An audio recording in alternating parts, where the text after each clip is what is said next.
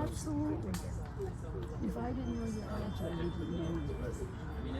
You really do not have to pay that. Outside of our brief winter, Hey, whatever floats your boat. Did you see this? This is Laura last night. She took it All off the kinds back of the of couch. information.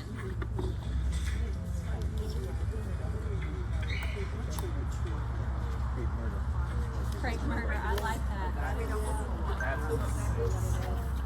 All right, guys, I want to show you this limbo tree. They're very malleable, I would say. It's very sticky sap and wood, so when we get hurricanes, they can move around pretty well, which is good. They're a subtropical tree. They're designed to put up with storm damage. One of the problems with gumbo limbo is they're prone to have what's called included bark, and that's what this is. So this bark is actually growing in the inside on each one of these. So this attachment is very weak. You can see how far this is leaning out this way and this one's leaning out this way. If you got a very strong storm, if we got a Cat 4 or a Cat 5, I'm not saying that this tree would fail, but I'm saying the likelihood of it failing is pretty high. Because you have 3 different sections of included bark, which is all of the weight of the tree, is all leaning on different ways and it's not attached that way. You will see, not just down here, but you'll see it up in the branches. Sometimes they'll grow into each other, and you'll see a tree, and you're like, oh, look, cool, it fused together. It does not really fuse together. It just grows and pushes against each other. And now they're fighting. So you're more likely to have them just peel away, and you'll have a break off. It's one of the things where if you ever have an insurance adjuster come out to inspect your roof or whatever, and he says, hey, you know, you need to probably have somebody look at your trees. That's a lot of times what they're looking for to start off. The insurance guys know what included bark is because they know that's a likelihood of high failure. And this tree is a lot more likely to fail than that one. That sap gums everything together that's in this. The bay trees do not have that. So again, not that these trees are, you know, going to fail the next time we get a storm, but those are deformities that you look for in a tree that you know, if you have something in your yard, just take a look at the trees. You might have something that you've never even realized before. Oh, you've got a lot of dead branches here. They do, and the bay trees are kind of junky. They have a lot of internal, like tertiary and quaternary branch die-off. They also are prone to the laurel wilt, which is it's a beetle that eats into them, and it has a fungus on it. Once it gets that tree's done. So if you see all of a sudden a huge branch die off, there's a good chance you're gonna. This is the trees in here that's gonna go down. My money's on this one. All the weight anchors over here. No, that's the problem with this tree. If you cut that root right now, one, the damage is already done, but you're not getting anything. Cutting this root right now is going to do more damage to the tree than good at this point in time.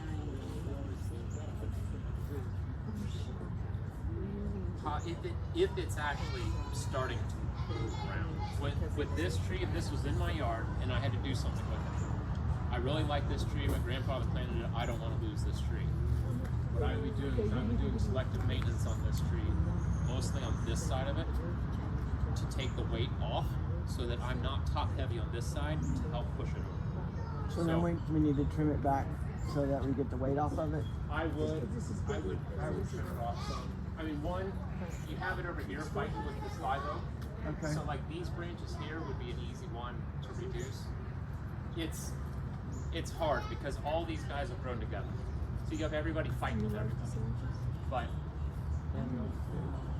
I wish about people drinking coconut water and pie. That's what they're making with that. So Is it sacrilegious to cut the extension that has the berries off the tree before they fall? no, not at all. No, not at all. You're not doing anything damaging to the palm.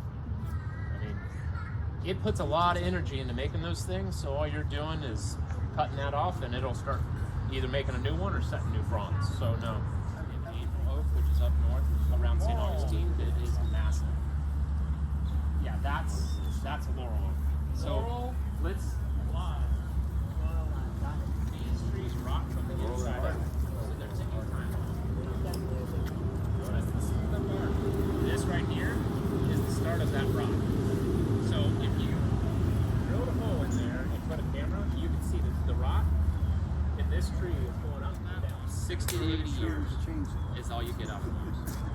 And But this one, that 500. that one will live longer than me. I mean, unless we get a hurricane that just does something. But most of the time, those hurricanes, if you see branches coming off this, and I mean not this is a branch. This is a branch. If that comes off, there's a good chunk of your roof on your house that's gone. So we Nothing comes off these. Moving up north. So you'll see at a distance pine forest, and you'll just see groves where it's been massacred. Everything's dead, no nettles, just dead all around you. And you see that circle of death get wider and wider and wider. What do you guys do to prevent that? We chop down the trees and we quarantine the zone, Right, and then and we try to prevent them from spreading out to the rest of the forest. They have. How many of you are from up north and have Japanese beetles or know what Japanese beetles are? Have you ever seen those bags they hang in the yard and they're supposed to attract to it and all that? Well, there's a pheromone in that bag that attracts the Japanese beetles. They have the same kind of bag that they use for the pine beetles. The problem with it is up north, you don't have the humidity like you do here. So those pheromone bags, they last about half the time that they should. What you've ended up doing is you've attracted all the beetles, and half of them get in the bag, but then you turn the scent off, and they're there, but now they don't have anything to eat. So what do? They go right to your trees.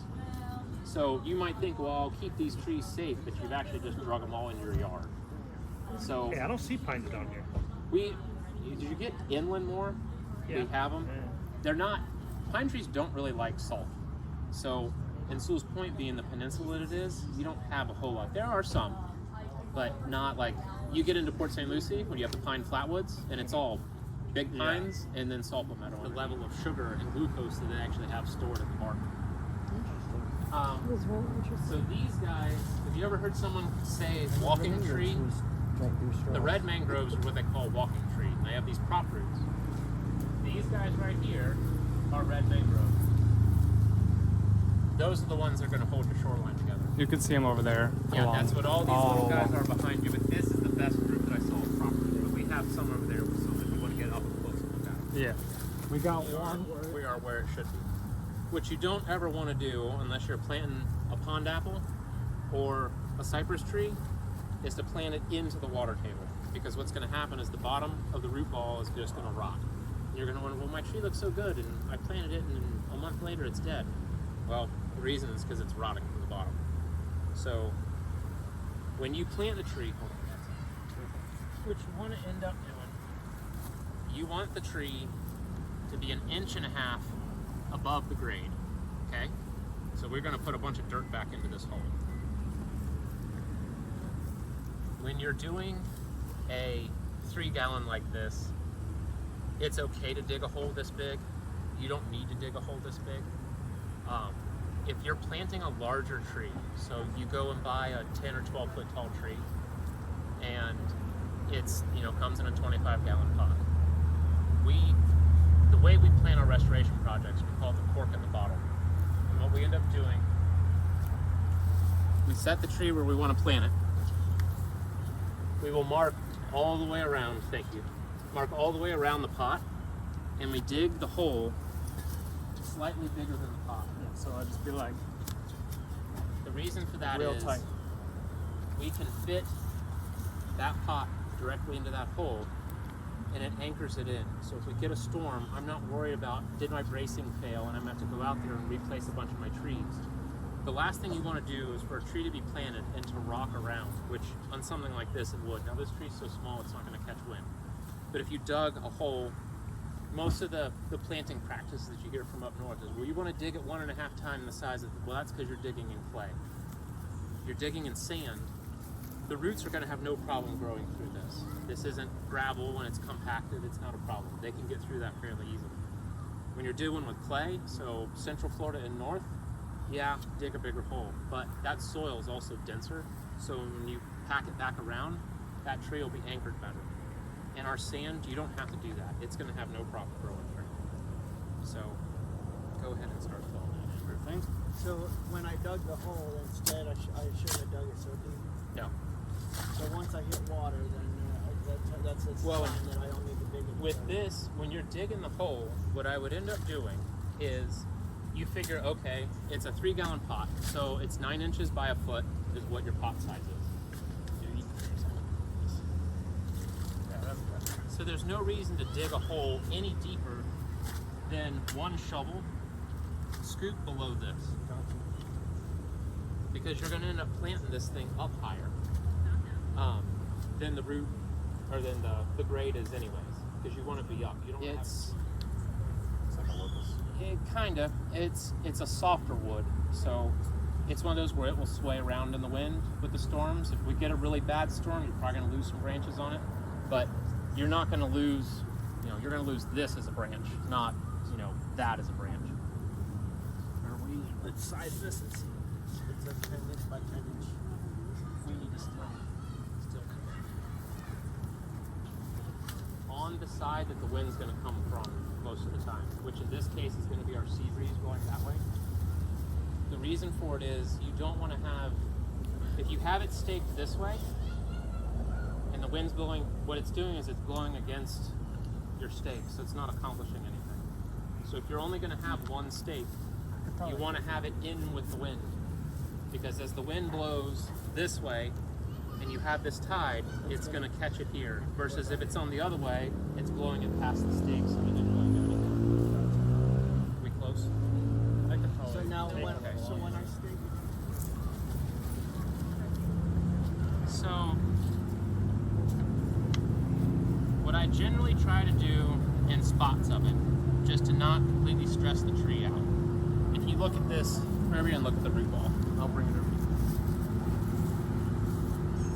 So these have very fine hair roots, which aren't, it's no big deal. That's what's getting all the nutrients, but they're not structural. Eventually they're going to need to be structural.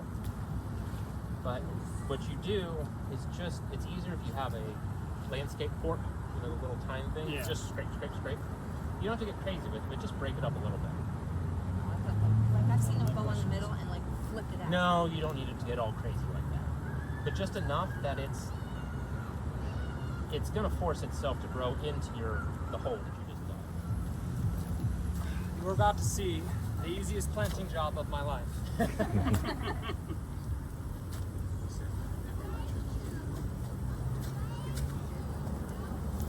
We're going to probably need more dirt.